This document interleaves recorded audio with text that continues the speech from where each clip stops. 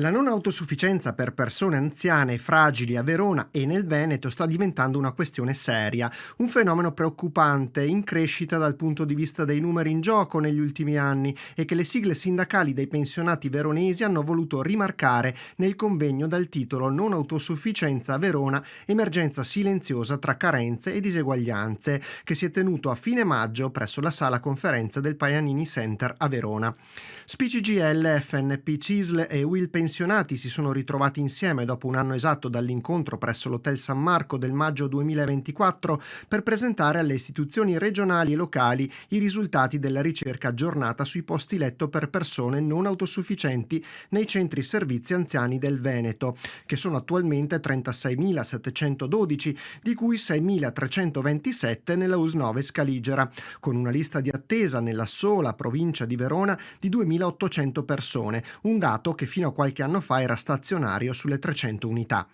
I sindacati hanno chiesto pertanto di essere coinvolti in un tavolo permanente per affrontare le numerose sfide che riguardano un tema molto complesso. Noi come sindacato siamo estremamente consapevoli che ci troviamo di fronte a un problema molto complesso, ma impatta in maniera devastante su molte famiglie. Per cui l'unico modo per affrontare questo enorme problema è fare rete con le istituzioni. Noi chiedevamo oggi un tavolo permanente sulla non autosufficienza della provincia di Verona, abbiamo registrato una disponibilità. Dalla disponibilità a mettere in campo comunque azioni concrete lo vedremo nei prossimi mesi. Presente per la US9 Scaligera il direttore dei servizi sociosanitari Felice Alfonso Nava, il quale ha sottolineato che la questione è delicata per un fatto economico, proponendo strade alternative. Indubbiamente l'aspetto del potenziamento della domiciliarità, quindi anche dei centri diurni, il collegamento anche con le ATS, quindi tutto quello che in qualche maniera può essere uno sviluppo sul territorio che permette anche all'anziano, alle famiglie, di pensare anche delle alternative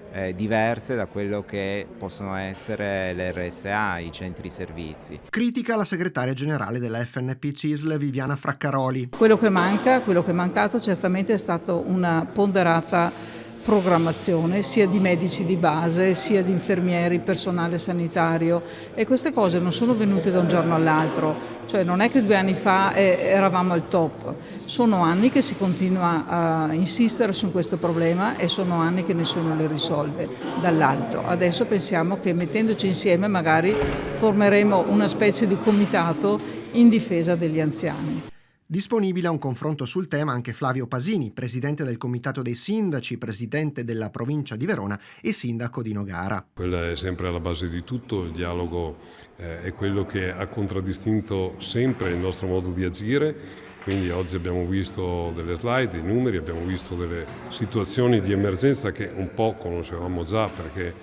sappiamo che ci sono meno nascite e sappiamo anche che la nostra è una popolazione che invecchia, quindi